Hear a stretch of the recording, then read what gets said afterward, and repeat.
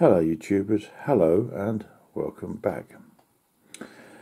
The video you're about to see is a video which I shot in one go of the isolation transformer, and then tried to go on to doing this resistance substitution box before I was due to go to work yesterday. But unfortunately I ran out of time, so I finished this project today being Wednesday. So I thought what we would do is give you a little introduction, which is what we're doing now, to put on to the beginning of the next film you're about to see, which is all about this. Right, as we don't have a great deal of time, what I'm deciding on is that we'll finish off this project. There's only a little bit of soldering left to do. I just turned on my 15-watt iron and just finish this off. Most of it's been done actually. So when you see there in the camera, top is marked red, bottom is marked black. Those are the two places where the wires go. And then we will put on the end one of each of these crocodiles. And then it's just a matter of putting the box together, and that's it.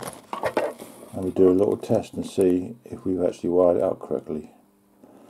Of course I've gone and lost the instructions, which is a big help, isn't it? But never mind. So we'll finish this off. It doesn't take much.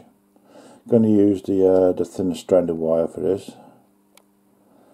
I think it's 3 amp at 1000 volts. Same kind of wiring as what's on here, just showed you before. Let's go and get all this ready. Right, that's our wires attached. Just got to touch up something, hang on. Well, that's our 2 wires in. And what it matters is just to put them through the little hole and screw it all together and do our crocodile leads, but we've run out of time, so I have to come back later. No problem. Right, this is the next day. This is now Wednesday. That's the time and the date, so you know what time I've come back to the bench. I'm just finishing off this. Run out of time yesterday. Had to go and get something to eat before work. So what we did was we bent out these tabs that were upright so that it fits more flush with the back of the front cover. I put a cable tie here to keep these 2 wires together, and another one here which is done up as tight as I can to stop me pulling the wire through the back. Unfortunately, some of the screws and one of the washers is completely gone missing. No idea where they are. So, no idea. So we're going to have to improvise. So let's carry on with this. The soldering iron is back on again, and we'll go from there. Let's carry on. Right, that's our screws in, and we've used this size screw, which is almost too big. Just got away with it. It's the smallest self tapper I've got. Now all we've got to do now is wire the crocs on the end of our wires and work out the position of these switches to correspond with the numbers on the front.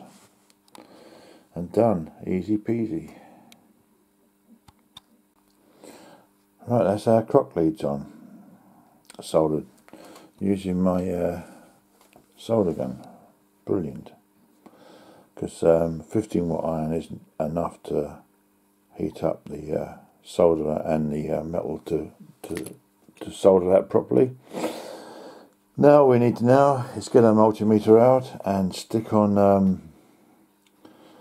buttons loosely, and just make sure that the values on the scale match what it says, and we've got the switches in the right position. And also check to see that we've got the resistors in right. Should do. I double checked at the time when I put it together, but we all make mistakes, so double check everything and see how we go. Can anything else could possibly go wrong? Here I am thinking this is all it is a box of resistors, and nothing's working. Nothing. Absolutely nothing. Nothing's coming up on the scale, nothing. Right, it's a bit awkward when you've lost the instructions, but when I've connected this up to a multimeter, I can't get any readings on it. So I've been examining the circuit board and the switch. This line of solder joints is the switch. Now, if you look carefully, you've got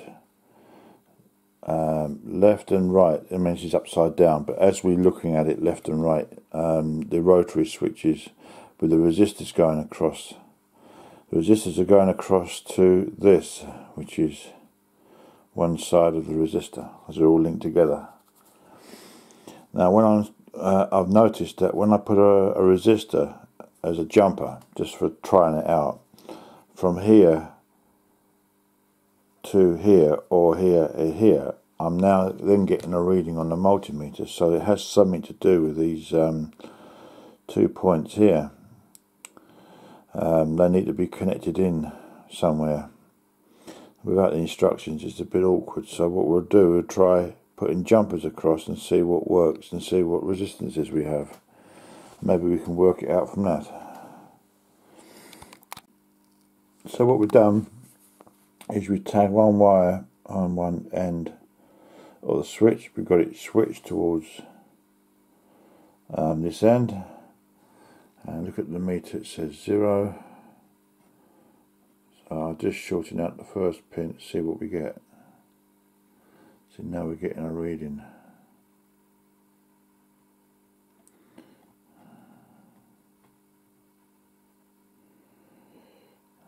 That's what I'm doing. I'm just moving it around. So by the looks of it, each switch on each side is isolated until we link up these two, one to the left and one to the right.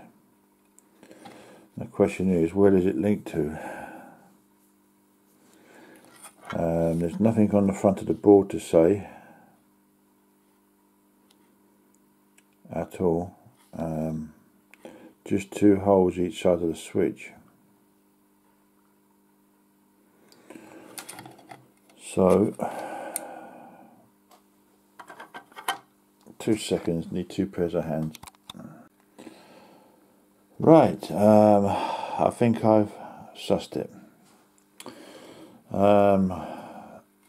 This point here has to go to this little tab here, and this is the center tap, we'll say. I know it's transformer terms, to switch in between all these different resistors, because when I touched it onto that, where are we? Just give us a sec, I'm trying to do this. Keeps coming off. Right.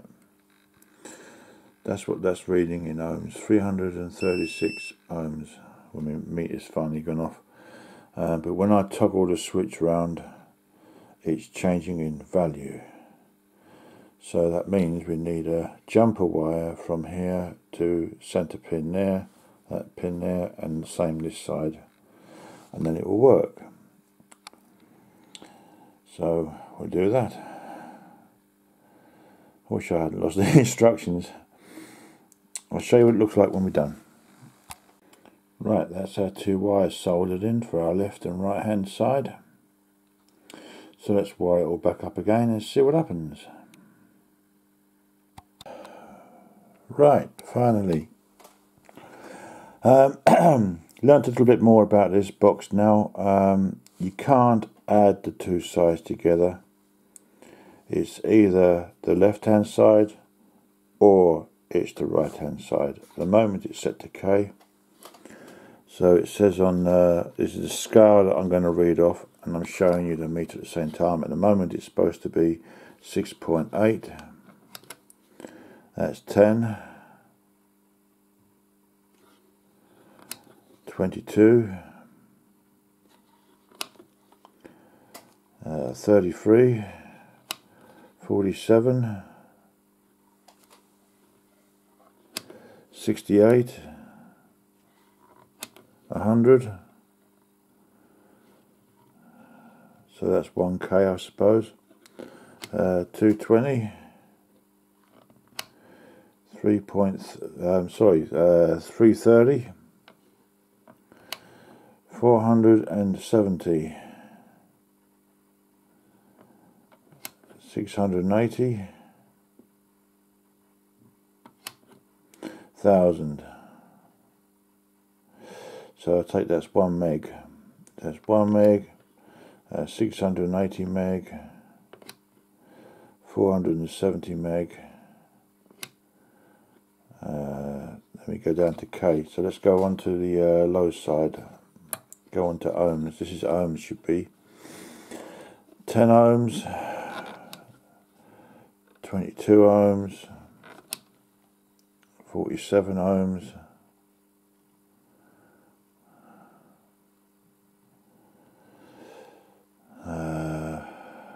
it says 47 there, and we've got 307, so we've got 337, 100,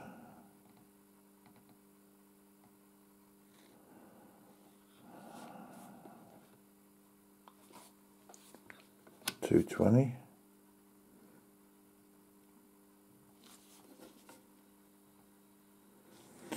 'That's what it says there, 220,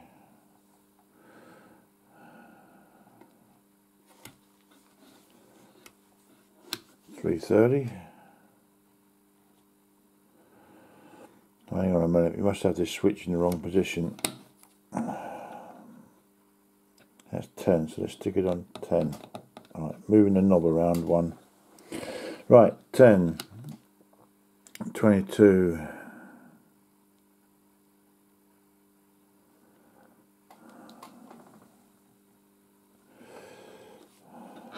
47. Oh, hang on a minute. That's reading. I wonder if it should be on that then. So this one should be 47 then.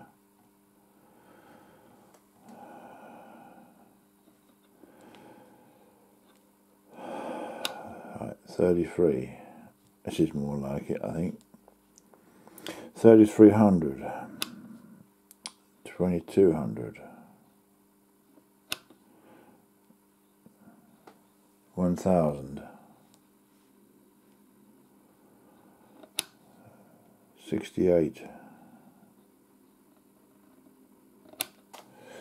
What's that? 470, 330, 220, 47, 22,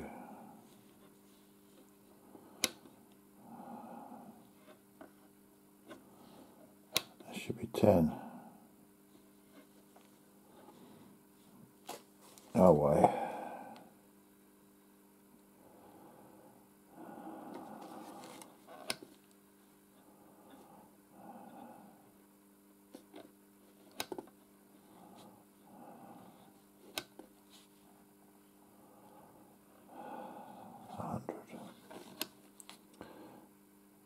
$220 ohms. Yeah, that's better.